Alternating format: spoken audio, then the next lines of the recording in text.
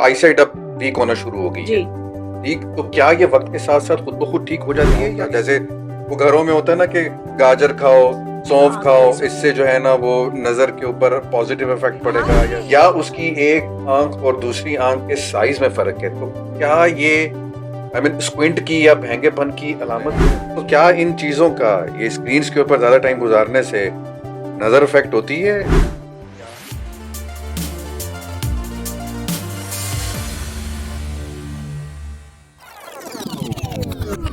अस्सलाम वालेकुम।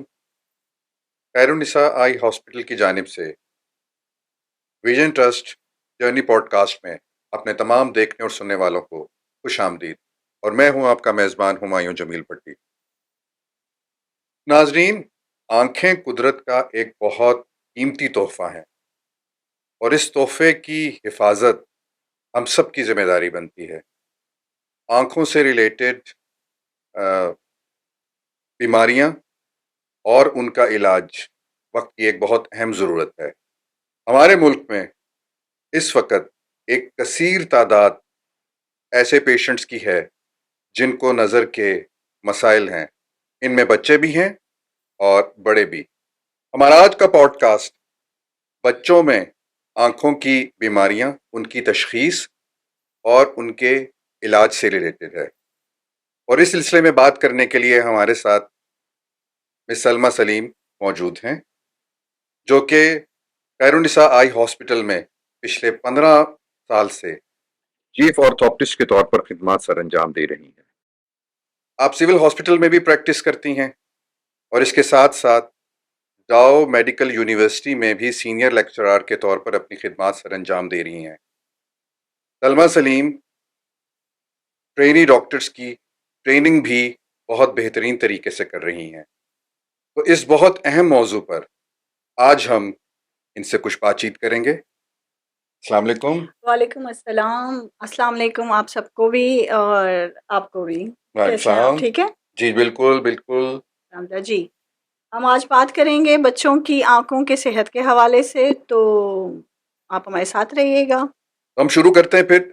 मैम, एक बहुत बेसिक क्वेश्चन है और वो ये जी। कि ये आंखों की कमजोरी, ये क्या चीज है? मतलब कि how can we distinguish between a healthy eye और एक कमजोर आंख को?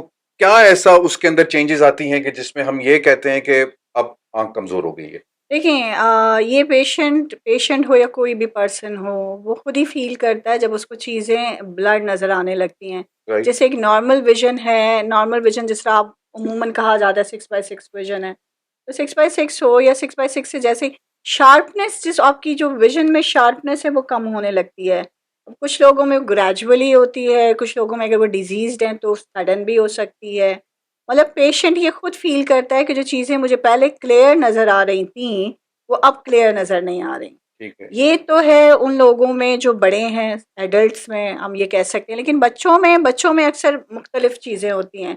जैसे बच्चा कभी कंप्लेन नहीं करता, बच्चों में ये होता है कि अक्सर स्कूल से कंप्लेंट्स आ रही होती हैं कि बच्चा कॉपी करने में मिस्टेक्स कर रहा है या बच्चे की परफॉर्मेंस पहले से बुरी हो रही है। ठीक। या पेरेंट्स नोटिस करते हैं घर में कि बच्चा क्लोज जाके चीज़ों को देख रहा है या बार-बार रब कर रहा है आँखों को। तो ये इस तरह की सिम्पटम्स जो होते हैं जिनसे पता चलता है कि आईसाइट बच्चे की वीक हो रही है। बाकी जहाँ तक आपका सवाल है एडल्ट्स में, तो उनको तो खुद फ़ील होता है कि हम जो पहले वाली शार्पनेस थी वो नहीं है। पहले जितनी दूर हम देख सकते थे अब उतनी दूर नहीं देख पा रहे। उसका मतलब है कि आईसाइट आपकी वीक हो रही है। अब उसके कॉजेज़ बहुत सारे हो सकते हैं।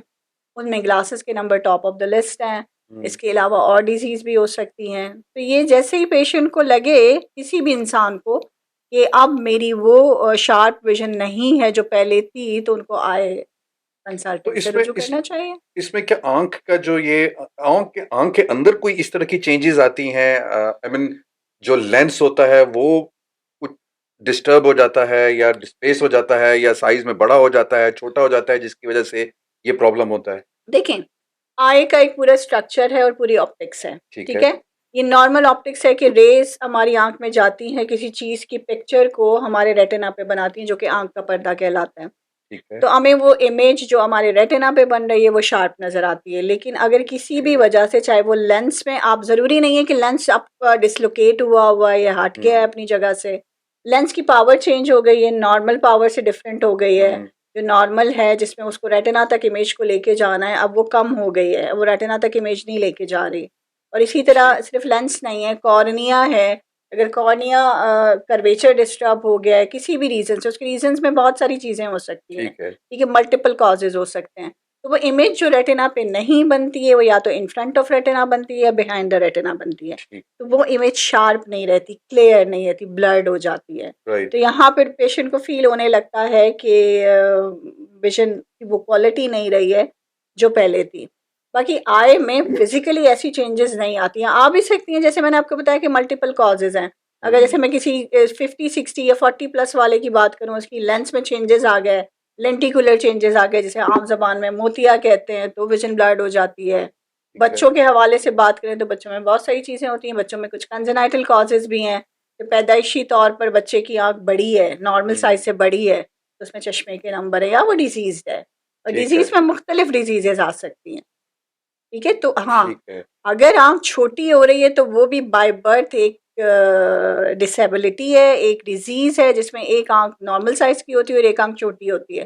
तो उसमें बहुत सारी चीज़ें, सिर्फ नज़र कमज़ोर नहीं होती है, बल्कि इनकम्प्लीट आई आप उसको कह सकते हैं, कि कुछ स्ट्रक्चर्स बने हुए नहीं होते।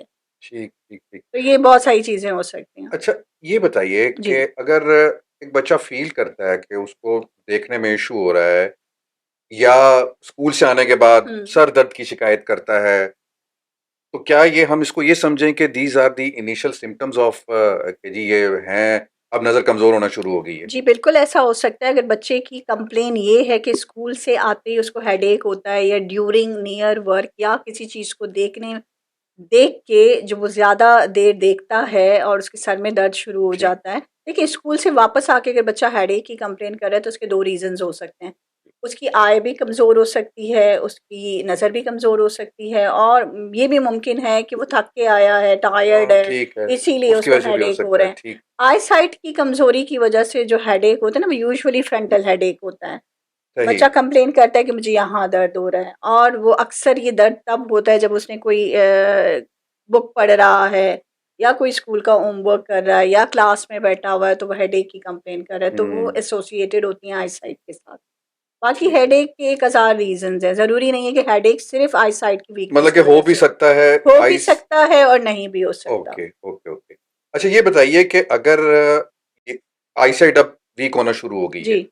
ठीक, तो क्या ये वक़्त के साथ-साथ खुद ब खुद ठीक हो जाती है, या इसका लाज़मन नहीं, इलाज कभी कराना भी नहीं, चाहिए? Never ever. कोई भी आई साइट अगर ख़राब हो चुकी है, नंबर आ चुका है आँख में, या कोई और प्रॉब्लम आ हुँ, चुकी है, वो ट्रीटमेंट के बगैर खुद ब खुद कभी भी ठीक नहीं होती। कभी भी ठीक नहीं तो हो ये सकती। तो एक मिसकॉन्सेप्शन है कि वक़्त के साथ-साथ ठीक हो जाएगा, या कुछ लोग कहते हैं बड़ा हो जाएगा तो ठीक हो हाँ, जाएगा। ये भी कहते हैं। अमूमन मेरे पास भी पेशेंट आते हैं, वो यही कहते हैं कि हमने दिखाया था बचपन में, और हमें डॉक्टर ने ये कहा कि जैसे-जैसे बड़ा होगा ठीक हो जाएगा। तो खुद ब खुद कोई भी चीज़ ठीक नहीं होती। ठीक है। अगर एक्चुअल प्रॉब्लम है आई साइड में, हाँ, बच्चों में वो देखें, बच्चे की आँख बड़े की आँख से बिल्कुल मुख्तलिफ है। राइट। बच्चे की आय का एग्ज़ामिनेशन भी बड़े की आय से बहुत मुख्तलिफ है। तो बच्चों में ज़रूरी नहीं है कि अगर बड़ा है, बड़ा तो बता सकता है ना कि मुझे नज़र नहीं हुँ, आ रहा, बच्चा नहीं बताता।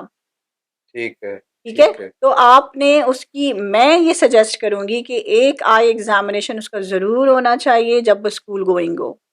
ठीक है। हाँ, इस सिलसिले के क्योंकि ऊपर भी हम ये बात कॉमन करेंगे, है, इस ये पे हम बात कॉमन है करेंगे। कि ये चीज़ें कि नहीं खुद ब खुद ठीक हो जाएगा, जैसे-जैसे ये बड़ा हो जाएगा, थोड़ी-सी हेल्थ पकड़ेगा, हुँ। सेहतमंद हो जाएगा तो आँख ठीक हो जाएगी। तो सेहत का आँख से कोई ताल्लुक नहीं मतलब कि है। ये एक मिसकंसेप्शन है कि जी ये बड़ा होगा बिल्कुल तो आईसाइट ठीक मिसकॉन्सेप्शन हो है, जाएगी, ये इलाज कि ज़रूर करवाना चाहिए। जर्नल हेल्थ है आज का कोई ताल्लुक है ठीक कि है, जैसे-जैसे ठीक वो है, सेहत, अभी बच्चा कमज़ोर है, दुबला-पतला है तो आँख कमज़ोर है, और जैसे ही बच्चा हेल्थ पकड़ेगा तो आँख सही हो जाएगी। तो ये गलत है, ये मिथ्स हैं सारे।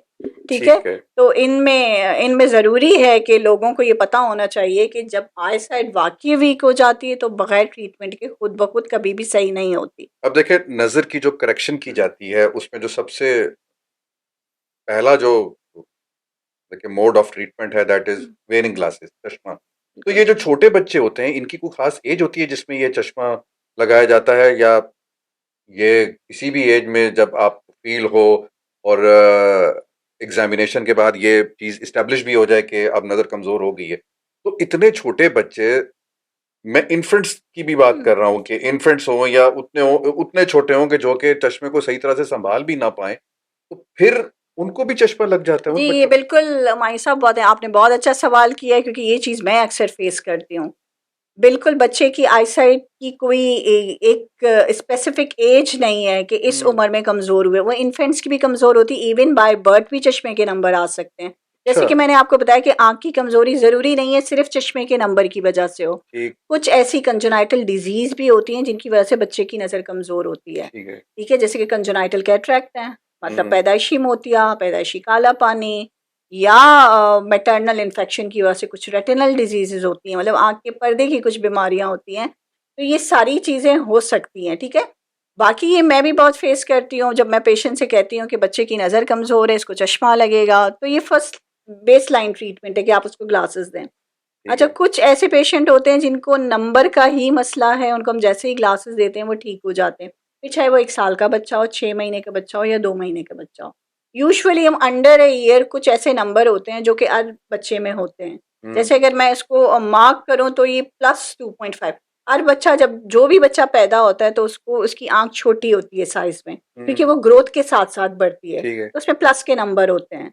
तो प्लस के नंबर की एक लिमिट है कि अंडर अ ईयर अगर उसका 2.5 प्लस तक का नंबर है, राइट। तो फिर आपको ग्लासेस देने की ज़रूरत नहीं है। ठीक।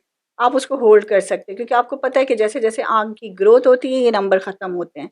लेकिन ठीक अगर है। उसी बच्चे का नंबर आ रहा है 10, 12, इतने फिर नंबर भी होते हैं? इतने नंबर भी होते हैं। फिर आपको उसकी आँख को देखते हुए आपको उसको नंबर प्रिस्क्राइब करना होता है। सही।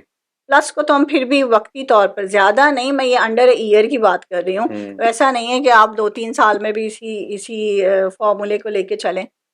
हम प्लस के नंबर को फिर भी होल्ड कर सकते हैं, लेकिन हम माइनस के नंबर को तो होल्ड कर ही नहीं सकते ना, क्योंकि माइनस के नंबर ऐसे नंबर होते हैं जिनसे नज़र ख़राब हो जाती है। ठीक है। प्लस के नंबर में शुरू में बच्चे की नज़र ख़राब नहीं होती, क्योंकि बच्चे की अपनी प्लस की पावर, नेचुरल हम्म। पावर ऐसी होती है जो +20 डायोप्टर तक कवर कर सकते हैं, ठीक। +15 डायोप्टर तक कवर कर सकते हैं। और ये एज के साथ-साथ ये पावर कम होती है, लेकिन अंडर अ 10 उसमें बहुत स्ट्रॉन्ग होती है। तो अक्सर बच्चों को चश्मे की ज़रूरत नहीं पड़ती क्योंकि अपनी पावर को यूज़ करके उस प्लस नंबर को ओवरकम कर रहे होते हैं। तो वो ठीक देख है। सही रहे होते हैं, लेकिन इसमें फिर हेडेक की कंप्लेंट्स आती हैं।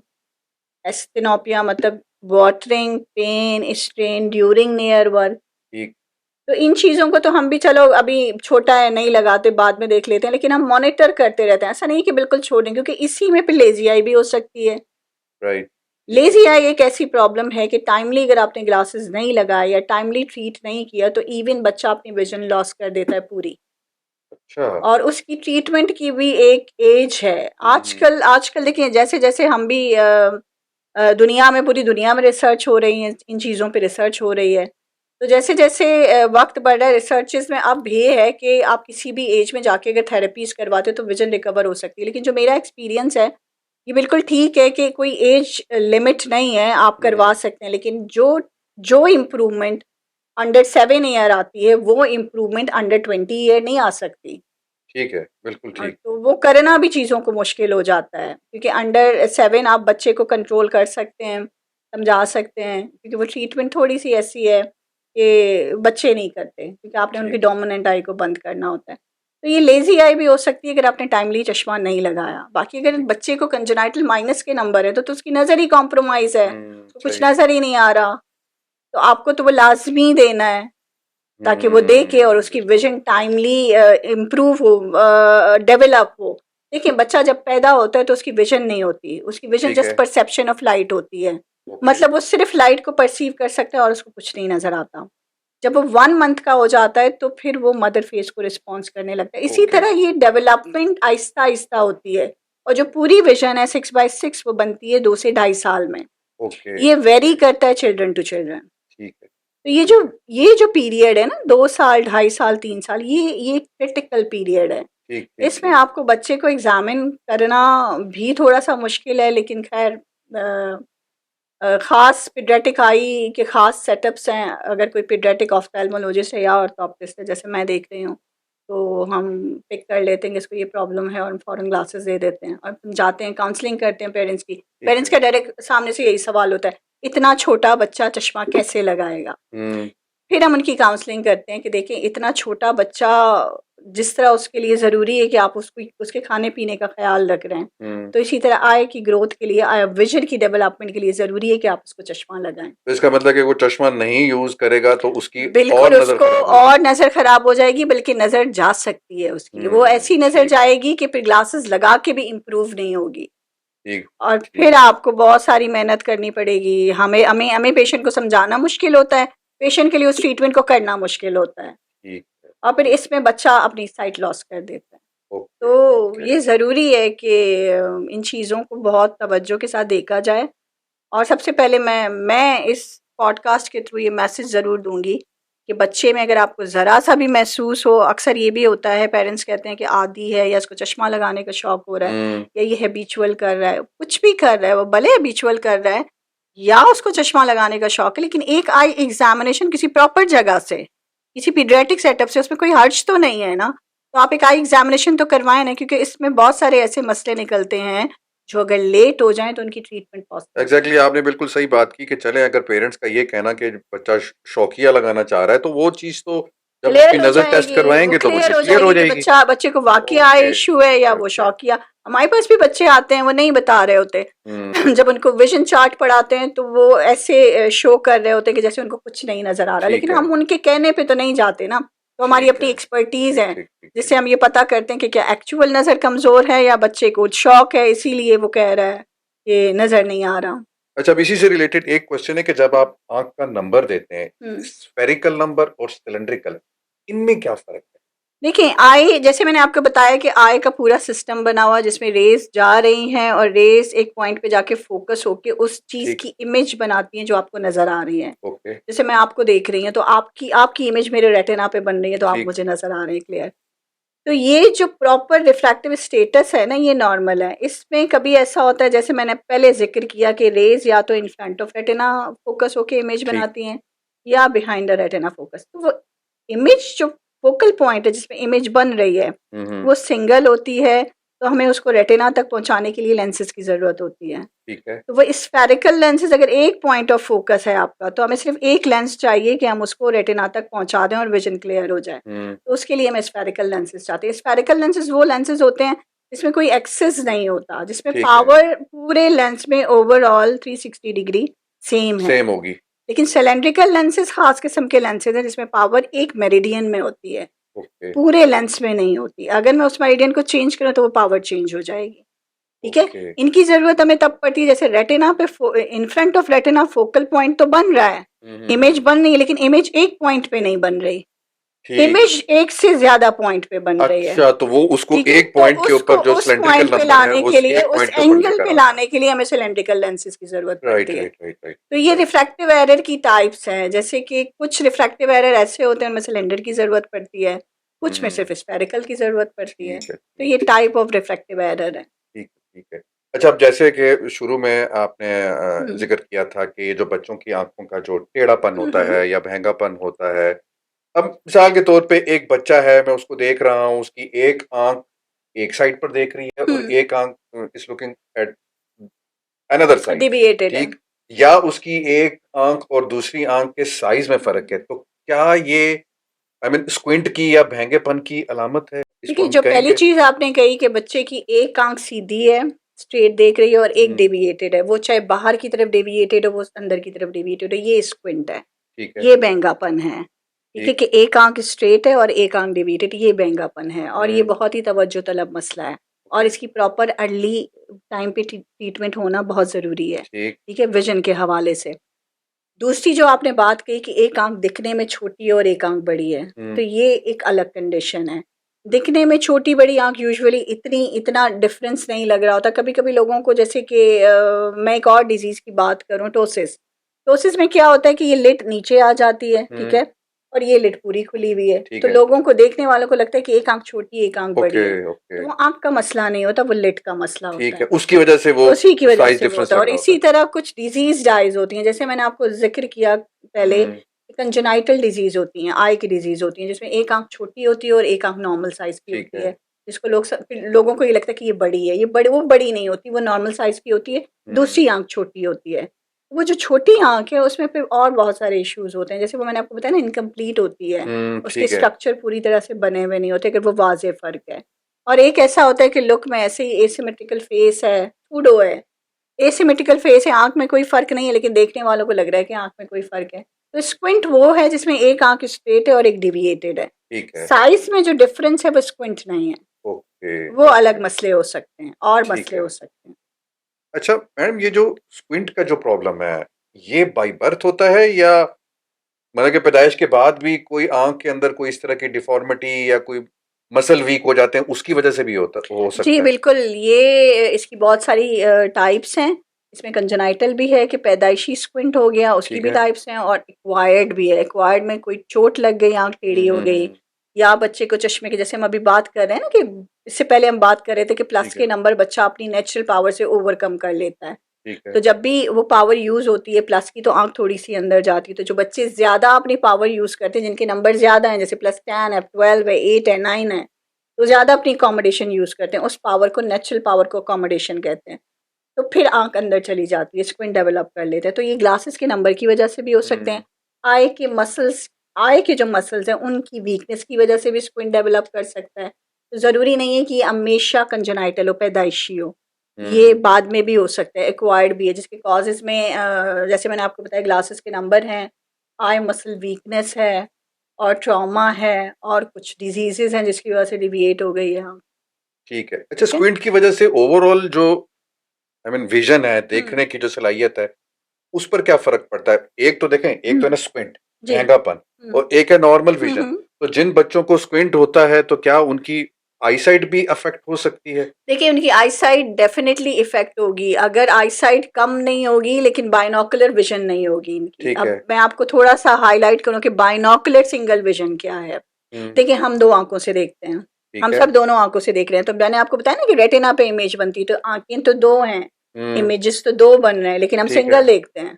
सही, हम बिल्कुल सही। सिंगल देखते हैं क्योंकि ये दोनों इमेजेस, दोनों आँखों का एक कोऑर्डिनेशन है, एक हुँ, रिलेशन है, ये दोनों इमेजेस ब्रेन में जाके फ्यूज़ होती हैं।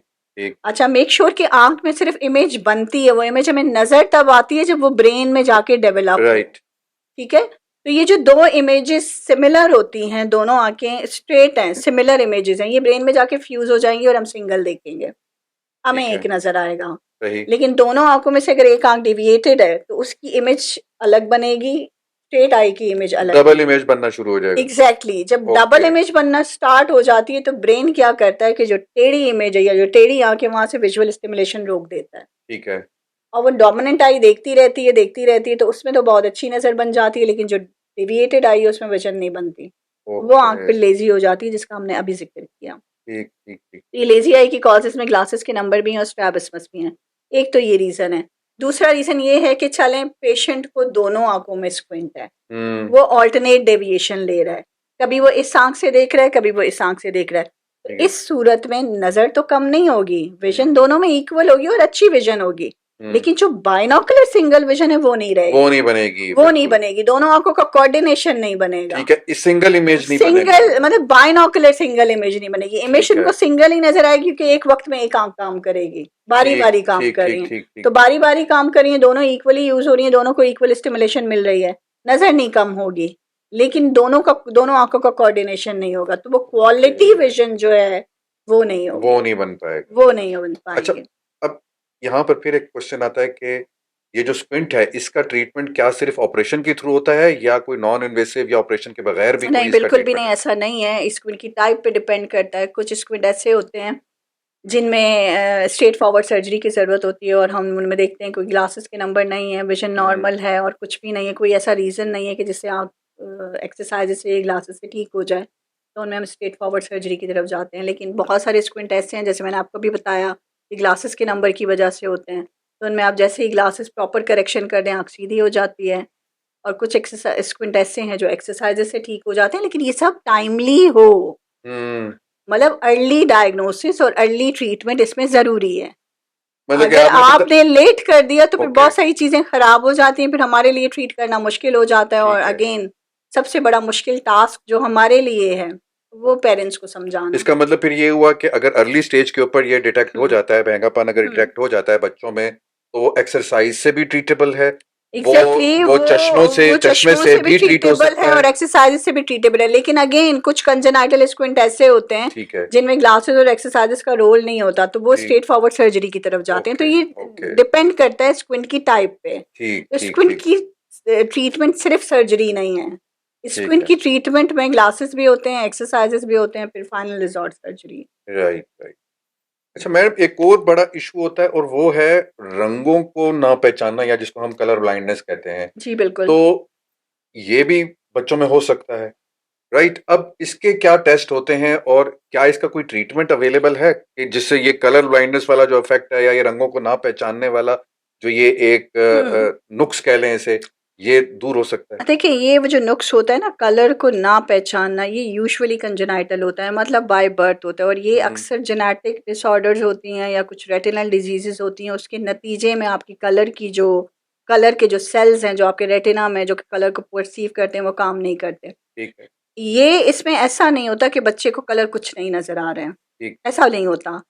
बच्चा कलर्स को डिफरेंशिएट नहीं कर सकता। जैसे अगर ठीक आपको है। जो कंजेनाइटल इश्यूज होते हैं ना, जो बाय बर्थ होते हैं, उसमें दो चीजें होती हैं, या तो स्टेशनरी कलर ब्लाइंड है बच्चा, हम्म, जिसमें आंख में कोई डिजीज नहीं, आंख बिल्कुल नॉर्मल है, लेकिन वो डिफरेंशिएट नहीं कर सकता रेड और ग्रीन के बीच में। ठीक, ठीक है, हमारे रेटिना पे जो काम कर रहे हैं कौन, वो तीन किस्म के हैं, रेड, ग्रीन और ब्लू। बाकी सारे कलर इनके कॉम्बिनेशन से बनते हैं, तो वो ठीक, अपना काम करें, हम सारे कलर्स को देख लेते हैं। तो ऐसे बच्चे जो कंजेनाइटल स्टेशनरी कलर ब्लाइंड हो, या अ, उनको कोई डिफेक्ट हो, कोई जैसे कोई डिजीज हो लाइक कोन डिस्ट्रॉफी जिसकी मैं बात करी, जिन सेल्स का मसला हो, हम्म, तो उनको कलर नज़र ऐसा नहीं आता कि बिल्कुल नज़र नहीं आ रहे हैं, लेकिन आप उनके सामने अगर रेड ग्रीन के चार शेड्स रखेंगे तो डिफ्रेंशिएट नहीं कर सकेंगे। वो मिक्सअप किसी हो को जाएंगे ग्रे रंग। मिक्सअप हो जाएंगे, वो किसी को हम्म, ग्रे बोलेंगे, किसी ठीक, को कुछ और बोलेंगे, वो ये डिफ्रेंशिएट नहीं कर सकेंगे कि ये ग्रीन, ये काय ग्रीन है, ये डार्क ग्रीन है, ये सी ग्रीन है। इस तरह से ये तो ये प्रॉब्लम आती है। ऐसा बिल्कुल नहीं होता कि उनको कलर्स नज़र ही नहीं आ रहे, ठीक है। कलर्स उनको नज़र आते हैं लेकिन वो कलर्स में डिफ्रेंशिएट नहीं कर तो सकते। इसका टेस्ट आप क्या करते हैं, इसके मतलब? टेस्ट में हमारे पास, हम जब आते हैं तो हम पहले तो विजन एग्जामिनेशन करते हैं, विजन ठीक है, एग्जामिनेशन में कलर विजन इंक्लूडेड है। ठीक, तो कलर विजन के टेस्ट हैं हमारे पास, कंजेनाइटर के लिए अलग हैं और हम्म, एक्वायर्ड के लिए अलग हैं। जहाँ हमें लगता है कि कलर विजन कम है तो फिर हम कलर विजन की डिटेल में जाके टेस्ट करते हैं, और फिर अकॉर्डिंगली फिर हम उसको देखते हैं, एग्जामिन करते हैं, डायलेट करते हैं, और फिर जो भी डिजीज़ हमें मिलती है तो हम अकॉर्डिंगली उसको ट्रीट करते हैं। लेकिन ये जो डिजीज़ होते हैं ना, अगर कोई डिजीज़ है, जैसे मैंने कोन डिस्ट्रॉफी का जिक्र किया, या कोई हम्म, रेटिनल डिस्ट्रॉफी है जिसमें कोन इन्वॉल्व हैं जो कलर रिस्पॉन्सिबल हैं, वो यूजुअली रिवर्सिबल नहीं होती हैं, इरिवर्सिबल होती हैं, इलाज नहीं हो तो सकता। उसका इलाज नहीं है। हाँ, उसके हम्म, लिए हम करते ये हैं कि फिर हम ऐसे फ़िल्टर्स दे देते हैं जिनमें उनको आसानी होती है, ठीक और है। वो काफ़ी फिल्टर हद तक फिल्टर बेटर हो से जाता है। आपकी क्या मतलब कि? फ़िल्टर ग्लासेस की ओके, तरह ओके, ओके, होते हैं, ग्लासेस की तरह के होते हैं। कलर टिंटेड ग्लासेस आप ठीक, उनको कह ठीक, सकते ठीक, हैं। ठीक। वो टिंटेड ग्लासेस दे के हम किसी हद तक उनकी ज़िंदगी मतलब कि आसान वो बना थोड़ा बहुत देते हैं। उसको जी, करना जी, शुरू कर जी, देता है, बिल्कुल। डिस्टिंग्विश। क्योंकि ऐसे पेशेंट में अक्सर ऐसा होता है, अगर मैं हम्म, डिज़ीज़्ड हूँ, तो विज़न भी बहुत ड्रॉप होती है। तो ठीक विज़न है, के लिए अगर ग्लासेस दे रहे हैं, अगर ग्लासेस से इम्प्रूवमेंट नहीं है तो कुछ डिवाइसेस भी देते हैं जो एक अलग फ़ील्ड है जिसको लो विज़न एड्स कहते हैं। ठीक है? तो हम वो लो विज़न एड्स देते हैं, फिर साथ-साथ फ़िल्टर्स भी देते हैं ताकि वो उनको किसी तरह इस काबिल बनाएँ कि वो अपने रूटीन के काम कर सकें। मैडम आजकल इलेक्ट्रॉनिक गैजेट्स का दौर है, कंप्यूटर्स हैं, टीवी स्क्रीन्स हैं, जी, मोबाइल फोन्स हैं, बच्चे जो हैं वो वीडियो गेम्स खेलने के भी बड़े शैदाई शौकीन होते हैं। होते हैं। तो क्या इन चीज़ों का, ये स्क्रीन्स के ऊपर ज़्यादा टाइम गुजारने से नज़र इफेक्ट होती है? क्या इस बिल्कुल ये? इफ़ेक्ट होती है। ये आजकल आपने सही कहा कि आजकल का बहुत बड़ा मसला है। जी, बच्चे क्या, इवन बड़े भी एडिक्टेड हो गए हैं कि बिल्कुल स्क्रीन ऐसा ही जहाँ है। जहाँ 2 मिनट मिला, हम खुद अपने आप को देख लें, जहाँ 2 मिनट मिला हम्म, हम स्क्रीन लेके बैठ जाते हैं। तो बच्चों में स्क्रीन एक्सेसिव स्क्रीन यूज़ से आई साइट ना सिर्फ वीक होती है, बल्कि जो जिनकी आई साइट पहले से वीक है वो हाई प्रोग्रेशन की तरफ जाते हैं। ठीक, ठीक है? तो मैं ये कहूँगी कि बच्चों को कम से कम स्क्रीन का एक्सपोज़र ही ना दें। हम्म, बाकी यहाँ भी फिर एक मिसकॉन्सेप्शन है, या कि मिथ है आप कह दें, मिथ तो नहीं कहूँगी, मिसकॉन्सेप्शन है। लोगों को लगता है कि स्क्रीन की जो रेज़ हैं वो आँख के लिए ख़तरनाक है, बिल्कुल।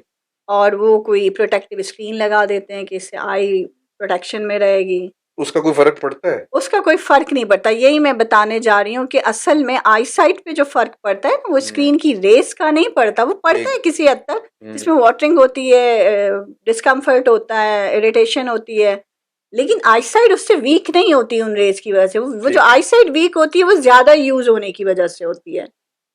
ठीक। ठीक है, जितना ज्यादा नियर का टास्क होगा, जैसे हम बात कर रहे थे कि रेज रेटिना पे फोकस होती हैं और फ्रंट ऑफ ठीक ठीक। रेटिना आ जाए तो फिर वो आईसाइट वीक होती है। जब हम नियर का ऑब्जेक्ट देखते हैं, नजदीक में जो भी देखें, वो हमारे पास गैजेट हो या हम कोई बुक पढ़ रहे हो और वो हम ज्यादा पढ़ रहे हो, हमारी आई की कैपेसिटी है कि हम 1 घंटा पढ़ें, हम उस ठीक। बुक को 4 घंटे पढ़ रहे हैं। तो जब हम नियर की कोई चीज देखते हैं तो हमारा जो विजुअल स्टेटस है वो क्लोज आ जाता है। ओके तो वो जब ओके। क्लोज आ जाते हैं तो रेज आगे आती हैं ताकि आंख अंदर जाए और हमें वो क्लियर देख सकें। ये वो कॉम्बिनेशन है जो हमारी आंख हमें क्लियर दिखाती है नियर में।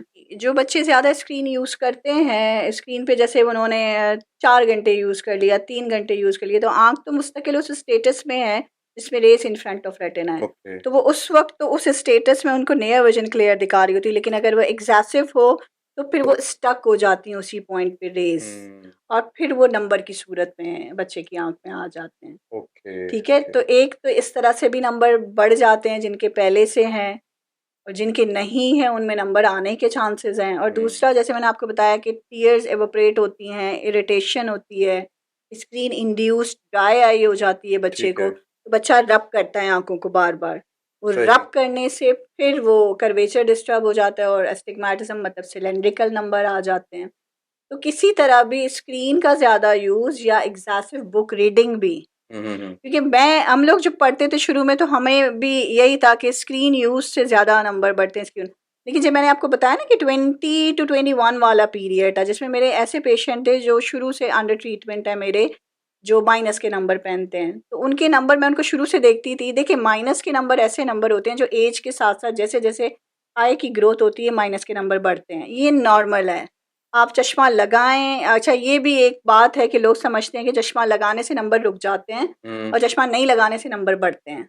तो ऐसा ये नहीं ऐसा है। भी कुछ नहीं है। ऐसा नहीं है। ऐसा भी कुछ नहीं है। चश्मा नहीं लगाने से आपको नज़र नहीं आता, चश्मा लगाने से आपको नज़र आता है। नंबर जो बढ़ते हैं वो एज के साथ साथ बढ़ते हैं या आई यूज़ के साथ बढ़ते हैं। ठीक। ठीक है, तो वो बच्चे की जो आई की ग्रोथ है वो 18 ईयर्स तक होती है, तो 18 ईयर्स तक नंबर बढ़ने के चांसेस हैं अगर वो माइनस के हैं, ठीक है। क्योंकि आई बॉल की ग्रोथ होती है। तो जैसे जैसे आई बॉल बड़ा होता है नंबर बढ़ते जाते बढ़ता है। हैं। ठीक है। लेकिन जो ये चेंज है वो साल में बहुत माइनर है, मतलब 0.5 to 0.75 नॉर्मल प्रोग्रेशन है। ठीक है। नॉर्मली ग्रोथ इतनी ही होती है। अगर साल में 0.75 डायोप्टर तक बच्चे का नंबर बढ़ा है तो वो नॉर्मल है, उसमें ठीक। आपको वरीड होने की ज़रूरत नहीं है। लेकिन अगर वही बच्चा 6 महीने में 1.5 डायोप्टर बढ़ा के आता है तो फिर परेशानी की फिर बात है, परेशानी वाली बात है। क्योंकि ये ठीक। हाई प्रोग्रेशन है। ओके। अब इस हाई प्रोग्रेशन के लिए अगर इतनी हाई प्रोग्रेशन रही तो अगर बच्चा 6 साल का है तो 18 तक पहुंचते पहुंचते उसका नंबर कहाँ जाएगा।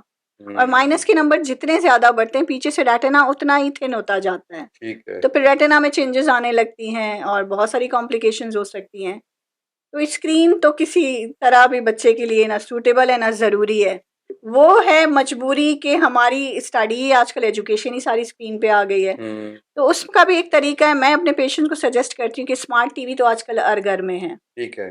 ठीक है, हर घर में स्मार्ट टीवी है, तो यूएसबी इंटरनेट की कनेक्ट करें और अपने स्मार्ट टीवी, क्योंकि स्क्रीन जितनी बड़ी होती है बड़ी आंख हो उतनी कम जाएगी। यूज होती है। ओके। डिस्टेंस ज्यादा होता है ना, डिस्टेंस ज्यादा हो तो आंख इतनी यूज नहीं हो रही, डिस्टेंस क्लोज है आंख ज्यादा यूज हो रही है। ठीक है, मतलब बड़े ठीक है, साइज के टीवी रखें। बड़े साइज की बड़े साइज टीवी की टीवी रखें बनाकर और उस पे बच्चा देखें। डिस्टेंस पे देख के बैठ डिस्टेंस के मेंटेन देखे करके तो देखें। वो कोई हार्म नहीं है आंख के लिए, क्योंकि एंटरटेनमेंट भी बच्चों को चाहिए। आजकल वो हालात ही नहीं है कि हम बच्चों को बाहर भेजें कि 2 घंटे जाके खेल के आ जाओ किसी के साथ, ठीक। क्योंकि हालात ऐसे हैं नहीं, हम ये रिस्क ले नहीं सकते। ठीक। या तो हम खुद उनके साथ जाएं, तो बच्चे को एंटरटेनमेंट भी चाहिए। हम उसको बिल्कुल राइट। रिस्ट्रिक्ट नहीं कर सकते कि आपने ये नहीं करना। आप टीवी देख सकते हैं, टीवी दूर से बैठ के देख सकते हैं, कोई हार्म नहीं है, ठीक कोई है। आई साइड पे फर्क नहीं पड़ेगा। लेकिन स्क्रीन चाहे वो मिनी स्क्रीन जो भी हो, चाहे वो लैपटॉप हो, चाहे वो आईपैड हो, चाहे वो टैबलेट हो या मोबाइल फ़ोन हो, सबसे छोटा मोबाइल फ़ोन है, इसीलिए सबसे ज़्यादा नुकसान जो है वो मोबाइल फ़ोन का होता है। तो ये सिर्फ बच्चों के लिए नहीं है, बड़ों के लिए भी है। जैसे बड़ा एक ऑफिस में काम कर रहा है, अब वो कंप्यूटर पे काम करता है सिस्टम पे, सुबह 9 बजे से शाम 5 बजे तक कंटिन्यू, राइट। आई साइड उसकी भी वीक हो सकती है। हम कह रहे हैं ना कि 18 तक ग्रोथ कंप्लीट हो जाती है तो नंबर नहीं बढ़ते। नंबर 18 to 20 तक बच्चों में बढ़ते हैं, फिर स्टेबल हो जाती है आँख, पे नंबर नहीं बढ़ते। लेकिन ऐसे लोग जिनका स्क्रीन का काम बहुत ज़्यादा है, तो उनमें भी ये कॉम्प्लिकेशंस आ सकती आ हैं, नंबर सकती बढ़ हैं। भी सकते ठीक है। हैं, और भी और बहुत सारी चीज़ें होती हैं, जैसे इंसफिशेंसी हो गई, नियर पावर की इंसफिशेंसी होगी, क्योंकि जब नियर देखते हैं तो हमारी आंखों में 3 प्रोसीजर्स एक साथ काम कर रही होती हैं, तो इन सबकी इंसफिशेंसीज हो सकती है। जो मैंने ऑब्जर्व किया, जो मैं आपसे जिक्र कर रही थी, कि ये पीरियड जो था 20 और 21 का, जिसमें मेरे अंडर ट्रीटमेंट जो बच्चे थे, जिनके नंबर साल में जाके 0.75 बढ़ते थे, नॉर्मल प्रोग्रेशन पे थे, इस दौरान जब वो बच्चे को लेके आए तो उनके नंबर 0.75 की जगह 2.5 बढ़े, जिसमें मैं खुद परेशान हो गई कि इतनी आई प्रोग्रेशन इस बच्ची की, ये एक दो बच्चे ऐसे थे, कैसे हो गई, ठीक।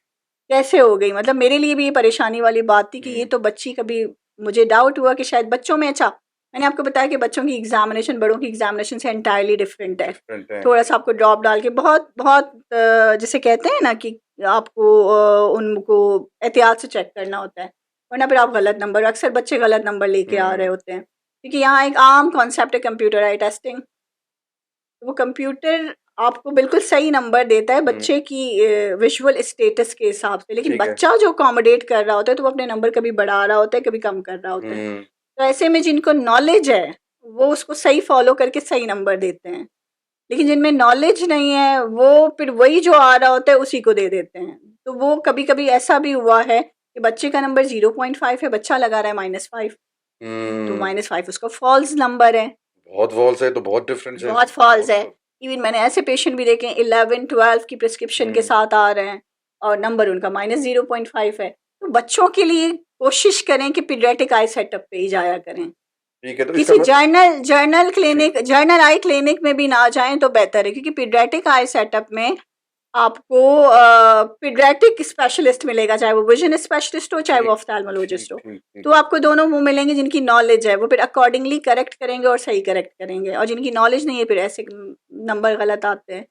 तो इसमें कोई शक नहीं कि, अच्छा मैं जिस बच्ची का जिक्र कर रही हूँ आपसे, जिन 2-3 बच्चों का, जिसमें एक बच्ची टॉप ऑफ द लिस्ट है जिसका 2.5 का चेंज आया, और जब मैंने इंक्वायर किया तो नहीं, स्क्रीन वो तो चल रहे हैं, क्लासेस तो चल रही हैं, ऑनलाइन क्लासेस चल रही हैं, और माशाल्लाह बड़ी इंटेलिजेंट और बहुत अच्छी बच्ची थी। जब दोबारा मैंने और क्या करती है, और क्या रूटीन है, और क्या रूटीन है, फिर जब उनकी मदर ने मुझे बताया कि ये स्टोरी बुक लेती है और पढ़ती रहती है, क्योंकि फारिग थे बच्चे, घर में थे, और ये तकरीबन 2 दिन में पूरी मोटा जो नॉवल होता है ना वो ख़त्म कर वो देती खत्म है, कर देती है। वो ख़त्म कर देती है। फिर यहाँ मुझे अंदाज़ा हुआ कि जो स्क्रीन यूज़ से नुकसान हो रहा है, बुक रीडिंग से उससे कहीं ज़्यादा हो रहा है। ओके क्योंकि ओके। शायद हम स्क्रीन देख रहे हैं तो हम सिर्फ देख रहे हैं, लेकिन जब बुक देख रहे हैं तो हम पढ़ भी रहे हैं, आँख ज़्यादा यूज़ हो रही है। राइट। तो नियर टास्क, इन शॉर्ट, कि सिर्फ स्क्रीन नहीं, बुक रीडिंग भी, या कोई भी नियर टास्क, जो भी नियर का काम आप कर रहे हैं, वो आपकी ज़्यादा होगी तो आपकी आई साइट वीक होती जाएगी। फिर चाहे आप 20 क्रॉस कर गए हो, 25 में हो, 35 में हो, विजन आपकी ड्रॉप होती जाएगी, नंबर आपके बढ़ते जाएंगे। ठीक तो इसका एक तरीका, आजकल दुनिया में बड़ी रिसर्च हो रही है मायोपिया पे, मायोपिया माइनस के नंबर, ठीक है, आजकल बहुत ठीक है। कॉमन है। रिसर्च कह रही है कि 2050 तक आपकी वर्ल्ड की 90% पॉपुलेशन मायोपिक हो जाएगी। सब क्यों चश्मा लगाएंगे। सब चश्मे लगाएं, क्यों लगाएंगे? Because of screen. क्योंकि हम हर चीज़ हमारी स्क्रीन पे आ रही है ना, हर चीज़। ठीक हम है। ये नहीं कहते कि हम कोई भी कुछ भी देखना होता है हम स्क्रीन खोल के देख लेते हैं। ओके। हमारी साइड, जैसे हम अपनी बात करें तो हम सब कुछ पेपर ख़त्म करके स्क्रीन पे ला रहे हैं। तो ये इसी तरह हर जगह पे यही हो रहा है, और स्कूल्स में भी यही हो रहा है कि प्रोजेक्ट आ गया आपका, प्रोजेक्ट आपने सारा स्क्रीन पे करना है। पहले हम बैठ के असाइनमेंट बनाते थे, लिखते थे, 4-4 किताबें हमारे सामने पड़ी थी। अब बच्चे रिसर्च खोलते हैं, यहाँ से खोला, वहाँ से खोला, टाइप किया, असाइनमेंट बना दी। ओके। तो ये सारी चीज़ें आँख पे बिल्कुल इफ़ेक्ट कर अफेक्ट रही करती हैं, हैं। और आई साइट वीक हो रही है, जिसके लिए अब उन्होंने एक चीज़ बनाई है, 20-20-20। ये एक तरह से एक एक्सरसाइज है, जिससे कि आप प्रिवेंट कर सकते हैं कि आपके नंबर तेज़ी से बढ़े ना, और क्योंकि ज़रूरी है, पढ़ना तो ज़रूरी है ना, पढ़ाई को तो नहीं छोड़ सकते। हम बच्चों को एक्स्ट्रा यूज़ पे पाबंदी लगा दें उनके, कि वो ठीक वीडियोज़ ना देखें, वो वीडियो गेम ज़्यादा ना खेलें। वो लिमिट में खेल सकते हैं, जैसे पूरे दिन में वो 1 घंटा, ठीक। अगर अंडर 10 है बच्चा, वो पूरे दिन में 1 घंटा खेले, और वो आधे-आधे घंटे के गैप से, पूरा 1 बच्चे तो घंटा हड़ताल कर कंटिन्यू नहीं। देंगे अगर एक हाँ, घंटे मसला के। यही है ना, ठीक। लेकिन देखिए आदतें हम खुद खराब करते हैं। हाँ। मेरे पास जब पेरेंट्स आके कहते हैं ना कि बच्चे को मना करें कि हम्म, स्क्रीन यूज़ ना करें, सही। मेरा उनसे एक सवाल होता है, स्क्रीन को इंट्रोड्यूस किसने करवाया? जब ये बच्चा बात भी आप सही छोटा कह रहे होता है, 1 साल का होता है या हैं। 6 वेरी महीने, राइट। उसको पता है मोबाइल क्या चीज़ है? हम क्या करते हैं कि हमें चूंकि अपने काम करने होते हैं, हमने मोबाइल में वीडियो लगाया, 6 महीने के बच्चे को पकड़ा दिया, साल के बच्चे को पकड़ा दिया। अब बच्चा उसको देख रहा है, वो अपने देखने में मसरूफ है, माएँ अपने काम काज में मसरूफ हैं, तो इस तरह वो आदी हो जाता है ना, फिर वो छोड़ता नहीं है। बिल्कुल तो सही फिर कह रही हम हैं। ही हैं जो कहते हैं कि मोबाइल नहीं छोड़ रहा, मोबाइल का यूज़, तो कुछ करके इनको, मेरे ख्याल में तो एक्सपोजर ही नहीं देना चाहिए बच्चों को स्क्रीन का। और बहुत ज़रूरी है, कोई होमवर्क आया है स्क्रीन पे, तो उसके लिए भी मैंने आपको बताया ना कि एक सॉल्यूशन यही है कि स्क्रीन, स्मार्ट टीवी हो, उसमें लगा लें, कनेक्ट करें इंटरनेट ठीक वाली है। यूएसबी, आप उसमें भी करवा सकते हैं उसका। तो इस राइट तरह आप उनकी आंखों को प्रिवेंट कर सकते हैं नंबर से, या जो नंबर उनकी आंख में ऑलरेडी हैं, क्योंकि नंबर हेरिडिटरी भी होते हैं। ज़रूरी नहीं है कि स्क्रीन की वजह से ही नंबर हो और ठीक। कोई रीज़न ही नहीं है बस स्क्रीन यूज़र्स को नंबर आएंगे, ऐसा बिल्कुल नहीं है। नंबर वैसे भी आ सकते हैं, नेचुरली किसी की आंख बड़ी है, नेचुरली किसी की आंख छोटी है, नंबर आ ठीक। गए। पेरेंट्स चश्मा लगाते हैं, बच्चे चश्मा लगाएंगे, बच्चों में से एक दो तो ज़रूर लगाएंगे क्योंकि हेरिडिटरी ये ट्रांसफ़र होगा। अब तो मेरा नेक्स्ट क्वेश्चन इसी से जी, ही रिलेटेड है। अब जी, आपने ये हेरिडिटरी और उसकी जो पेरेंट्स से हुँ, जेनेटिकली बच्चों के अंदर जो जाती है, मेरा नेक्स्ट क्वेश्चन यही था, मैं पूछना जी। चाह रहा था कि क्या ये लाजमन अगर पेरेंट लगाएगा चश्मा तो बच्चा भी लगाएगा, और कौन सी ऐसी डिजीजेज हैं जो कि जेनेटिकली ट्रांसफर होती हैं? देखिए, जेनेटिकली बहुत सारी ऐसी डिजीज़ेज़ हैं जो ट्रांसफ़र होती हैं, इनहेरिटेंस में मिलती हैं बच्चों को। ठीक। और ग्लासेस के नंबर में भी यही है कि ग्लासेस के नंबर में अगर पेरेंट्स में से 1 या दोनों ग्लासेस लगाते हैं, तो बच्चों में से सारे नहीं, अगर ठीक। 4 बच्चे हैं तो 1 लगा लेगा ठीक है। या 2 लगा लेंगे। ये भी मुमकिन है कि चारों के चारों को चश्मे के नंबर आ जाएँ। हम्म। तो ये इनहेरिटेंस में मिलता है क्योंकि आँखें, बच्चों के जो फीचर्स होंगे वो पेरेंट्स पे ही जाएँगे ना। ठीक है। अगर माँ की आँख बड़ी है और माइनस का चश्मा लगाती है तो बच्चे की भी उसी तरह की आँख होगी, या ठीक। फादर की है तो बाप पे जाएगा तो बाप की तरह की आँख होगी, उसका स्ट्रक्चर तो वही होगा ना। हम्म। ये बच्चे पेरेंट्स की कैरेक्टरिस्टिक लेके चलते हैं, तो उनमें ग्लासेस के नंबर बच्चों में ज़रूर होती हैं कि 1 या 2 में आ जाएँ, ठीक है? और दूसरी बात, यहाँ तक आके बात रुक नहीं जाती। हम्म। बात ये है कि जो भी चीज़ें इनहेरिटेंस में मिलती हैं, उनकी जो जिसे कहते हैं ना, क्या मैं लफ्ज़ यूज़ करूँ जो समझने में आसान हो, कि उनकी जो मिकदार है या जो इंटेंसिटी है। इंटेंसिटी वो ज़्यादा होती है, 3 ओके। गुना ज़्यादा होती है। चांस ज्यादा होता है, चांस ज्यादा चांस होता या है। इंटेंसिटी, नंबर की जो इंटेंसिटी, ठीक जैसे है। मदर को ग्लासेस लग गए हैं 8 साल की उम्र में या 10 साल की उम्र में, वो -1 लगा। ठीक। बच्चे को लगेगा 4 साल में या 5 साल में और वो -3 लगेगा। अच्छा, टाइम पीरियड भी कम हो इंटेंसिटी गया। 3 गुना ज़्यादा होती है, ओह, अच्छा ठीक है? अच्छा। अगर एक पेरेंट मायोपिक है, ठीक। माइनस के नंबर वाला है, हम्म। या प्लस के नंबर में तो इतनी ज़्यादा नहीं होते इश्यूज़, लेकिन दूसरे इश्यूज़ बहुत होते हैं। नज़र के ठीक है। इश्यूज़ नहीं होते, लेकिन वो लगाना ज़रूरी होता है क्योंकि उसमें लेज़ी आई के चांसेस ज़्यादा होते हैं, जो कि मायोपिक आई में नहीं होते इतने। दोनों पेरेंट्स मायोपिक हैं, दोनों माइनस लगाते हैं, बच्चे का मायोपिया 6 गुना ज़्यादा हो सकता है। तो अच्छा। ये स्टडी प्रूव्ड बातें हैं, ये मैं अपनी तरफ से नहीं कह रही। क्योंकि मैंने आपको बताया ना कि मायोपिया मैनेजमेंट पे हम्म। पूरी दुनिया में इस वक्त काम चल रहा है। ये स्टडी प्रूव्ड है कि इनहेरिटेंस में जो मायोपिया आता है, अगर एक पेरेंट मायोपिक है तो 3 गुना ज़्यादा होगा, और और अगर दोनों दोनों हैं। पेरेंट मायोपिक है तो बच्चे का मायोपिया उनसे 6 गुना ज़्यादा। ओके। तो ऐसी सूरत में अगर वो पहले ही इनहेरिटेंस में उसको मायोपिया मिल चुका है ठीक और है। फिर वो 4-4 घंटे स्क्रीन देख रहा है, तो वो जो नंबर साल में बढ़ना है वो नंबर 3 महीने में 3 बढ़ महीने में बढ़ जाएगा, जाएगा। ठीक और ये ठीक। बढ़ते-बढ़ते कहाँ तक पहुँचेगा। अच्छा, ये मायोपिया के अलावा भी कोई जेनेटिकली ट्रांसफर्ड डिजीज हाँ, होती है इनके हाइपरमेट्रो अलावा? हाँ, डायबिटीज़ है, डायबिटीज़ जैसे कि जुवेनाइल है या सेनाइल, जैसे डायबिटीज़ पे हम अभी डिस्कस कर रहे थे बिफोर पॉडकास्ट के, अब ठीक। तो यंग पॉपुलेशन में भी डायबिटीज़ बहुत कॉमन हो गई है। तो हेरिडिटरी डिजीज़ में से डायबिटीज़ है, हाइपरटेंशन है, आई की डिजीज़ेज़ में जैसे कि रेटिनाइटिस पिगमेंटोसा एक ऐसी बीमारी है, इसमें नाइट ब्लाइंडनेस होती है। मुझे। आपको नाइट ब्लाइंडनेस है? Yes. Night blindness, RP, retinitis जी पिगमेंटोसा जी जी। जेनेटिक जी डिसऑर्डर जी है जी, और बिल्कुल ऐसा ही यूजुअली है। कंजैक्विटी से बढ़ता है, मतलब कज़न मैरिजेस से। देखिए, जेनेटिक को थोड़ा-सा हाइलाइट करूँ कि जेनेटिक में ये होता है कि मेरे पेरेंट्स में से कोई एक बीमार है, फॉर एग्ज़ाम्पल उनको डायबिटीज़ है। ठीक है। मुझे डायबिटीज़ नहीं है, लेकिन मैं कैरियर हूँ। हम्म। मतलब मेरे अंदर, या मैं डायबिटीज़ को एक तरफ रखूँ, ये तो आजकल बहुत कॉमन है। जैसे मैं आपकी डिज़ीज़ को ले लूँ, आरपी को, ठीक है। RP retinitis pigmentosa short. RP में 3 डिकेड्स तक, मतलब 30 इयर्स तक विज़न डे की अच्छी होती है। बिल्कुल तो ऐसे जैसे ही ही है। मगरिब होती है डलनेस और डार्कनेस शुरू हो जाती है। ठीक है, लो लाइट आ जाती है थ्री जैसे ही डिकेड्स तक आपकी ठीक। डे विजन अच्छी रहती है और नाइट विजन कम होती है, लेकिन आफ्टर 3 डिकेड्स हम्म, ग्रेजुअली आपकी डे विजन भी ड्रॉप होने लगती है। एग्जैक्टली, आप बिल्कुल सही कह ठीक रहे है, हैं। तो वो ड्रॉप होते होते होते होते होते बहुत कम हो जाती है। Even clinically patient become blind. Hmm, हम क्लिनिकल ब्लाइंड, एक लीगली ब्लाइंड होता है और एक क्लिनिकली ब्लाइंड होता है। क्लिनिकली ब्लाइंड हम उसको कहते हैं कि विजन लेस देन 360 हो। ठीक क्लिनिकली है। ब्लाइंड हम तब तक कहते हैं जब तक वो पीएल पॉजिटिव है, परसेप्शन ऑफ लाइट है।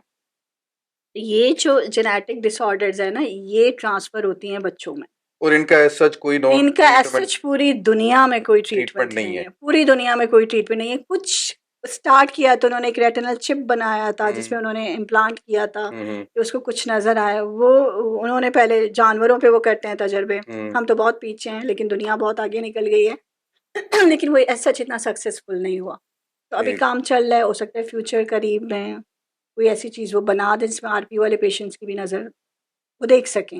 राइट। आँख तो फिर से आँख का स्ट्रक्चर तो चेंज नहीं हो सकता, वो डिज़ीज़ तो रिवर्स नहीं हो सकती क्योंकि वो हम्म, इरिवर्सिबल ब्लाइंडनेस है।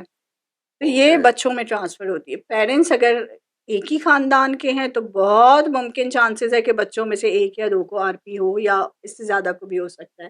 पेरेंट्स में से अगर एक भी आरपी के साथ है, रेटिनाइटिस पिगमेंटोसा के साथ है, तो बच्चे सारे कैरियर हैं। ठीक है, कैरियर उनको कहते हैं जो बीमार नहीं होते, जो खुद बीमार नहीं होते लेकिन उनमें बीमार जीन्स मौजूद हैं। ओके, राइट, और वो सही है। बीमार जीन्स आगे अगर वो अपनी फैमिली में शादी के, जैसे उनकी शादी किसी कैरियर से ही हो गई, ठीक है, तो फिर देयर इज चांस के दोनों वो कैरियर हैं, फिर उनके बच्चों में वो विजिबल हो जाएगी डिजीज। राइट, ठीक। तो ये वो कंजेनाइटल जेनेटिक डिसऑर्डर्स हैं जो कि ट्रांसफर होती हैं अगली नस्ल। मिसाल के तौर पे फिर इसका फिर हाल यही हो सकता है कि अपनी अगली नस्ल को इस चीज से बचाने के लिए अगर एग्जैक्टली, काजिन पेरेंट में से अगर मैरिजेस किसी ना एक को भी करें, ये हो तो वो फिर अपने बच्चों अपने, की शादी अपने खानदान में ना ओके, करें। ओके, मतलब ओके, आप खानदान बहुत दूर कर सकते हो, जैसे कि चाचा के मामू का बेटा का समथिंग वो वगैरह, ठीक है, डिस्टेंट लेकिन में कर बिल्कुल सकते बिल्कुल हैं। फर्स्ट कजन्स में ना करें, जैसे राइट, खाला ठीक का, है, मामू का, चचा का, ठीक है, क्लोज कजन्स में ना करें, ठीक, ठीक, वरना ठीक है। फिर उनकी भी अगली नस्ल में ये डिजीज ये डिजीज ट्रांसफर आ होगी। सकती है, ये right, बहुत बड़ा अहम मसला है। लोगों से बात करो तो लोग कहते हैं कि हमारी भी कजन मैरिजेस हुई हैं, तो ऐसा तो कुछ भी नहीं। तो ज़रूरी थोड़ी है कि हर फैमिली में डिजीज हो। ठीक है, मेरे पेरेंट्स आपस में फर्स्ट कजन्स हैं। हम में से ऐसी कोई बीमारी नहीं है, लेकिन ज़रूरी नहीं है कि हर फैमिली में ना हो। बहुत सारी ऐसी ठीक है, चीज़ें हैं, जैसे आरपी तो बहुत कॉमन है, हमारे हमारे यहाँ तो आरपी बहुत कॉमन है, जी। जिसमें बच्चों में से अगर 5 बच्चे हैं तो 3 रेटिनाइटिस पिगमेंटोसा का शिकार हैं और 2 हैं या 1 है, लेकिन है और ज़रूर ये है। जो आरपी है ये स्पेसिफिकली जेनेटिकली ही हो सकती है या अदर देन नहीं, भी ये हो सकती है? आरपी जेनेटिकली होती ओके, है। बाकी नाइट ब्लाइंडनेस की और कॉजेज़ हैं, जैसे विटामिन ए डेफिशिएंसी है। ठीक है, जैसे विटामिन ए बच्चे, कुछ ऐसे बच्चे जैसे आप विलेजेस में जाके देख लो, जिनकी डाइट भी डेफिशिएंट है, ठीक है, जिनको वो प्रॉपर विटामिन्स मिल नहीं रही होती हैं, तो फिर उनको विटामिन ए डेफिशिएंसी हो जाती है। आईएम में बेसिकली ये जो, हाँ, एक और बात मैं आपको बता दूँ कि लोग कहते हैं पिस्ता खाओ, बादाम खाओ, हम्म। फ्रूट्स खाओ, तो आँख पे मेरा अच्छा अगला असर, सवाल इसी से ही रिलेटेड था, चले आपने खुद ही जिक्र कर आँख पे दिया, अच्छा आपने खुद असर ही जिक्र पड़ेगा। कर तो दिया। ये भी सारे मिथ्स हैं। हम्म, आपकी खाई भी कोई भी डाइट आपकी आँख में नहीं जाती। राइट, आपकी आँख को किसी विटामिन की ज़रूरत नहीं है बगैर अलावा विटामिन ए। ठीक है, विटामिन ए भी आपको तब ज़रूरत होती है क्योंकि रात में जो सेल्स काम करते हैं उनकी हम्म, सिंथेसिस के लिए विटामिन ए चाहिए। ठीक है, तो जिनको विटामिन ए डेफिशिएंसी होती है फिर उनकी नाइट विजन कम हो जाती है। तो हम्म, अक्सर लोग इसको ना आरपी को, रेटिनाइटिस पिगमेंटोसा और विटामिन ए डेफिशिएंसी को मिक्सअप कर मिसडायग्नोज देते कर हैं। देते हैं, मिक्सअप कर लेते हैं कि ये आरपी नहीं है, ये विटामिन ए डेफिशिएंसी है, या विटामिन ए डेफिशिएंसी वाले को लोग कहते हैं कि आरपी है। हम्म, तो विटामिन ए डेफिशिएंसी की कुछ साइंस हैं जो आंख में आपको नजर आ जाती हैं। ठीक है, ठीक है, रेटिनाइटिस पिगमेंटोसा में आपको रेटिना बता देता है कि रेटिनाइटिस पिगमेंटोसा ओके, के साथ है। ओके, और अगर रेटिनाइटिस पिगमेंटोसा एडवांस है, जैसे आरपी एडवांस है, तो बच्चे में, जैसे मैंने आपको बताया कि डे विजन 3 डिकेड्स के बाद कम होती है, ठीक है, लेकिन अगर किसी बच्चे को एडवांस आरपी है तो उसकी डे विजन 10 ईयर में भी कम हो जाएगी, 12 ईयर में भी कम हो जाएगी, निस्टैग्मस होगा। इसी तरह एक और डिजीज़ है एल्बाइनिज्म। ठीक, एल्बानिज्म आपने पेशेंट देखे होंगे जिनके बाल कलर्ड नहीं होते, एल्बिनोस बोलते हैं जिनको, एल्बिनोज वो बोलते हैं बिल्कुल जिनको, वाइट होते हैं और बिल्कुल वो वाइट होते ब्राउन हैं क्योंकि हेयर होते उसकी हैं स्किन जिनके। में पिगमेंट्स नहीं है, उनके ठीक, बालों में पिगमेंट नहीं है, इसी तरह आई में एक लेयर है रेटिना की जिसमें विजुअल सेल्स हैं, वहाँ भी मेलानिन की ज़रूरत है, पिगमेंट्स की ज़रूरत है, ठीक है। तो वहाँ पे भी पिगमेंट नहीं होते। तो इनकी ओके। आँखें भी देखिए लैशेस भी वाइट होती हैं, बिल्कुल, अंदर बिल्कुल। अंदर अंदर आई भी लाइट कलर का होता है क्योंकि पिगमेंट्स नहीं होते।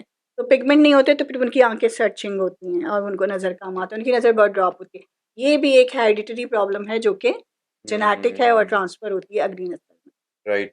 अच्छा, अभी जो हम ये डिस्कस कर रहे थे कि आपने बताया कि जी वो विटामिन्स का और खुराक का और ग़िज़ाओं का, जैसे वो घरों में होता है ना कि हुँ, गाजर खाओ, सौंफ हाँ, खाओ, तेज़ होगी। इससे जो है ना वो नज़र के ऊपर पॉज़िटिव इफ़ेक्ट हाँ, पड़ेगा, ये या यही बता रही हूँ, आपके सारे मिथ्स हैं। सौंफ का मिथ्स तो हैं, कोई कुछ रोल नहीं है। कुछ नहीं गाजर होता। में विटामिन है लेकिन बहुत कम मिकदार में। ठीक है, जैसे कॉड लिवर ऑयल में ज़्यादा है, बहुत रिच विटामिन ए है। ठीक तो है, जिन जिन जिन लोगों को विटामिन ए डेफिशिएंसी होती है हम उनको देते हैं ठीक। कि आप जो है वो ये सप्लीमेंट्स लें, जैसे कि जिनको सीवियर है, नाइट ब्लाइंडनेस हो गई है, हुँ, तो उनको हम कैप्सूल्स की शक्ल में देते हैं कि किस किस ठीक। तरह खानी है, तो फिर विजन रिवाइव हो जाके ठीक अदरवाइज़ ये होता बस एक मिथ है। है कि जी आरपी में नहीं, हाँ खुराक एग्जैक्टली, खाने से या खुराक विटामिन्स लेने खाने से से नज़र या इम्प्रूव हो जाएगी। मेवे खाने से या नहीं, पिस्ता बादाम खाने से जो है वो नज़र तेज़ हो जाएगी, तो ये सारे मिथ्स हैं। ऐसा नहीं है। ऐसा बिल्कुल नहीं है। राइट, राइट, राइट, ठीक। अच्छा, हम्म। अब एक और क्वेश्चन है कि बच्चों में जो ये टेस्ट होते हैं आई के, क्या ये पीरियोडिकली कराने चाहिए? चाहे बच्चे की नज़र कमज़ोर नहीं भी है, देखिए ठीक है ना, फिर भी करवाने चाहिए? ये तो होगी एक बात। अच्छा, दूसरा ये एक तो है कि जो बहुत छोटे बच्चे होते हैं, हम्म, बड़ा बच्चा आया या एडल्ट आया, उसको तो आपने सामने जो है ना एक कंप्यूटर से भी आपने उसकी टेस्टिंग कर ली और उसके बाद आपने उसको सामने जो है ना वो बोर्ड भी पढ़ा लिया। हम्म। जो बहुत छोटे बच्चे होते हैं, तो उनका क्या सिर्फ़ कंप्यूटर से आई टेस्टिंग करते हैं या कोई और भी इनके टेस्ट नहीं, होते हैं? तो हमारे पास ये देखिए, क्वेश्चन 2 पार्ट में, नंबर 1 कि कौन-कौन से टेस्ट और किस पीरियोडिसिटी के साथ होने चाहिए, और ये सेकंड ये कि वाला कि कैसे करें, किस तरह से ठीक करें। है, देखिए, आपकी बात बिल्कुल ठीक है, अक्सर ये चीज़ें डायग्नोज नहीं होती, जैसे मैंने आपको बताया। अच्छा, एक और चीज़ भी मैं हाईलाइट करूँ, कभी-कभी ये होता है कि एक आँख बिल्कुल नॉर्मल है और एक आँख में चश्मे के बहुत ज़्यादा नंबर हैं। ठीक है, बच्चा दोनों आँखों से देख रहा है, उसको पता ही नहीं चलता कि एक आँख में नज़र कम है। राइट। तो होते-होते तो एक आँख में नज़र चली जाती है, हुँ, ठीक है? और जब उसको कभी 20 साल में, कभी 25 साल में एक्सीडेंटली आँख बंद करते हैं, मुझे तो इस आँख से कुछ नहीं नज़र आ रहा, तो वक़्त हुँ, निकल चुका होता है। तो इस चीज़ को लेते हुए, जैसे आपने कहा कुछ कंजेनाइटल, जैसे मैं बता रही थी, कोई कंजेनाइटल डिसऑर्डर है, जैसे कंजेनाइटल कैटरैक्ट है, हुँ, कंजेनाइटल ग्लाउकोमा है। ग्लाउकोमा तो ऐसी चीज़ है कि आपको एब्नॉर्मलिटी आँख में नज़र आ जाएगी। ठीक है। कैटरैक्ट में कुछ लोगों को नज़र आती है, कुछ लोगों को नज़र नहीं आती।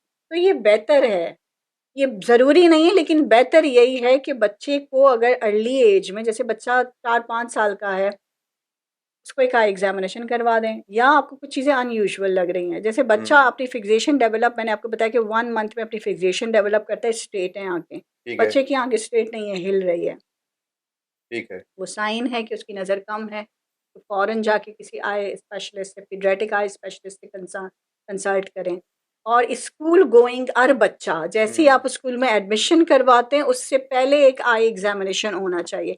या जो हमारा नेक्स्ट प्रोग्राम है, जिसमें हम उस पे बहुत काम कर रहे हैं आजकल, स्कूल स्क्रीनिंग पे, जी, तो जी, जी, उसमें बिल्कुल, हमारा मकसद भी यही है कि स्कूल्स में जाएँ और ऐसे बच्चों को डिटेक्ट करें, डायग्नोज़ करें और लाके ट्रीट करें, क्योंकि ये वो बच्चे होते हैं, कभी कंप्लेन नहीं करते। तो बेहतर यही है कि इनिशियल एक एग्ज़ामिनेशन हॉस्पिटल में ही हो जानी चाहिए, अगर हुँ, हॉस्पिटल है अच्छा, और वहाँ पे आई सेटअप भी मौजूद है, जो न्यूबॉर्न बेबीज़ होते हैं उनको एग्ज़ामिन करवा दिया जाए। ठीक है, अच्छा, एक और चीज़ है प्रीमेच्योर बच्चे, हुँ, जो कि प्रीमेच्योर पैदा होते हैं 7 मंथ में। जैसे ही बच्चा 7 मंथ में आएगा तो वो बहुत वीक होता है, फिर उसको इंक्यूबेशन में रख देते हैं ऑक्सीजन में। तो जो ऑक्सीजन का लेवल है ना, वो मैच नहीं करता। तो ठीक, अक्सर बच्चों का जो रेटिना है, जिसको एक डिज़ीज़ है जिसको कहते हैं ROP, hmm, retina of prematurity, ठीक है, ये जो प्रीमेच्योर बच्चे हैं उनमें ज़्यादा होता है। किसकी वजह से होता है? ऑक्सीजन का लेवल बैलेंस ना होने की ओके, वजह से। तो ऐसे प्रीमेच्योर जितने भी बच्चे हों, जितने भी, चाहे आपको आई में प्रॉब्लम लगे या ना लगे, लेकिन उनका आई एग्ज़ामिनेशन ज़रूरी है। ज़रूर करवाएँ, ठीक ज़रूरी है, है। और इसके अलावा भी बच्चे को, अगर जैसे मैंने आपको बताया, हॉस्पिटल्स में ये सिस्टम होना चाहिए कि जैसे ही बच्चा बॉर्न हुआ है तो एक दफ़ा एक आई डॉक्टर को बुला के उसके देखें कि सारी चीज़ें ठीक हैं, और फिर 3-4 महीने में आप खुद ही ऑब्ज़र्व करें कि बच्चा यूजुअली उसकी आँख सेंटर में है, कोई डेविएशन तो नहीं, कोई स्क्विंट तो नहीं आ रहा, देख ठीक, सही रहा है, ऐसा तो नहीं है सर्च करके देख रहा है। तो ठीक, फ़ौरन जैसे ही आपको कुछ फ़ील हो, ज़रा-सा भी कुछ फ़ील हो, तो फ़ौरन आए या पीडियाट्रिक आई कंसल्टेंट से चेकअप करवा। अब आते हैं आपके सवाल के नेक्स्ट पार्ट की तरफ, कि जी, छोटे बच्चों को ना हम कंप्यूटर पे जाके टेस्ट कर सकते हैं, ना हम पढ़ा सकते हैं, तो हम किस तरह से उनको एग्ज़ामिन करें। तो ये हमारी एक्सपर्टीज़ होती है और हमारे पास कुछ ऐसे इक्विपमेंट एंड टूल्स हैं जिसमें ठीक है। हम इनकी विज़न, जैसे बच्चों की विज़न चेक करने के लिए अलग-अलग टेस्ट हैं, अलग एज राइट। के हिसाब से अलग विजुअल एक्टिविटी टेस्ट हैं, ये हमारे पास अवेलेबल हैं और किसी भी पीडियाट्रिक सेटअप पे अवेलेबल हैं। और पीडियाट्रिक सेटअप कराची में सिर्फ 3-4 जगहों पे हैं, कहीं और नहीं है, ठीक है? तो जहाँ हमारे पास ये सारे टेस्ट अवेलेबल हैं, 1 साल का बच्चा है तो मुझे किससे उसकी विज़न टेस्ट करनी है ताकि मुझे आइडिया हो कि नज़र कम है या नहीं है। मीडिया देखने के लिए, मतलब आँख के अंदर देखने के लिए हमारे पास इक्विपमेंट हैं, हम उनसे देख लेते हैं। फिर आ जाते हैं नंबर मेज़रमेंट पे, तो मेज़रमेंट के लिए हमारे पास एक इंस्ट्रूमेंट है जिसको रेटिनोस्कोप कहते हैं। ठीक। रेटिनोस्कोप में हम छोटे बच्चों की विज़न को मेज़र कर सकते हैं, जैसे कंप्यूटर जो काम करता है वो रेटिनोस्कोप करता है। ओके। तो उसके लिए एक्सपर्टीज़ की ज़रूरत होती है कि छोटे ठीक बच्चे है। को हैंडल कैसे करना है, किस तरह उसकी विज़न मेज़र करनी है, तो उसमें फिर हम डिटेक्ट करते हैं कि इसका नंबर कितना है और हमें नंबर कौन-सा देना चाहिए। तो ये सारी चीज़ें आ जाती हैं आपकी एक्सपर्टीज़ पे। तो हम 1 दिन के बच्चे को भी देखते हैं, 1 साल के बच्चे को भी देखते हैं और 10 साल के बच्चे तो को भी मैडम देखते हैं। कितनी एज के बच्चे को हमें पीडियाट्रिक आई सर्जन के पास लेके जाना चाहिए? नॉर्मल आई सर्जन मेरे के पास ख्याल में अगर कितनी उसको एज का कोई बच्चा? प्रॉब्लम है तो आप 10 हो या अंडर 15, मैं कह सकती हूँ कि ठीक अंडर है। 15 हमारे यहाँ पीडियाट्रिक ग्रुप में आते हैं, under okay, 12 okay. Paediatric group में आते हैं, तो पीडियाट्रिक ऑफ्थेल्मोलॉजिस्ट या फिर ऑर्थोप्टिस्ट को दिखाना चाहिए। राइट, राइट, बाकी राइट, आप राइट। जनरल ऑफ्थेल्मोलॉजिस्ट को भी दिखा सकते हैं अगर वो 15 साल से बड़ा हो गया है। ठीक। लेकिन विज़न विज़न के हवाले से मैं आपको बताती चलूँ कि जो नंबर हैं ग्लासेस के, ये आप क्वालिफ़ाइड ऑप्टोमेट्रिस्ट हो, ऑर्थोप्टिस्ट हो, उनको दिखा दिया करें क्योंकि उनकी एक्सपर्टीज़ इस चीज़ में है। राइट, वो ठीक है। विज़न स्पेशलिस्ट होते हैं, तो वो बेहतर नंबर डिटेक्ट करके दे सकते हैं। ठीक है, क्योंकि ये ठीक चीज़ें है। बहुत देखने में आई हैं, जैसे मैंने आपको बताया कि नंबर बहुत फॉल्स लगा है, तो बच्चों की बात है, लेकिन बड़ों में भी ऐसा होता है, क्योंकि टीन एज में भी आँख बहुत ज़्यादा अकोमोडेट करती है। तो राइट। जब भी अकोमोडेशन होती है, तो विज़ुअल जो स्टेटस है या जो नंबर हैं, वो गलत आ रहे होते हैं। हुँ। तो नंबर अमूमन माइनस के ज़्यादा आ रहे होते हैं, इतने ज़्यादा नंबर होते नहीं हैं, तो ओवर करेक्टेड होते हैं। मेरे पास जो पेशेंट आते हैं कहीं और से चेक होके, तो majority of them are over correct. ठीक है। तो इट तो मीन्स कि फिर पेरेंट्स के लिए ये एक तजवीज़ है कि वो अपने बच्चों को पीडियाट्रिक स्पेशलिस्ट के पास ही एग्ज़ैक्टली, लेके जाएँ बिकॉज़ बिल्कुल, दे आर बिल्कुल। हैविंग सच, उनके पास वो टेस्टिंग इक्विपमेंट इक्विपमेंट मौजूद भी होगा। मौजूद होते हैं और ठीक उनके है। पास वो एक्सपर्टीज़ भी होती ओके, हैं। ओके। जैसे कि कई किसी के पास एक्सपर्टीज़ नहीं है, तो वो ये कर दें कि अंडर ईयूए, मतलब ठीक, एग्ज़ामिनेशन अंडर एनेस्थीसिया, वो ठीक, ईयूए लिख के देते हैं।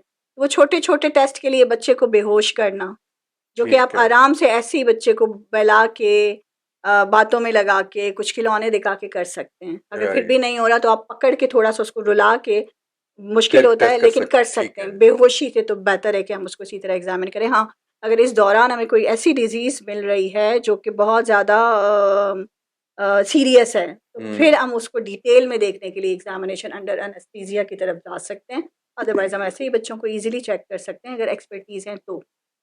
जिनकी नहीं ठीक है। होती फिर वो चेक नहीं कर पाते। Thank you very much madam, thank you very much madam Salma, आपने इतना टाइम दिया और अपने बिज़ी शेड्यूल में से वक़्त निकाल के आपने बहुत इम्पोर्टेंट बातें जो हैं वो बताई हैं। थैंक तो you. I thank you very much.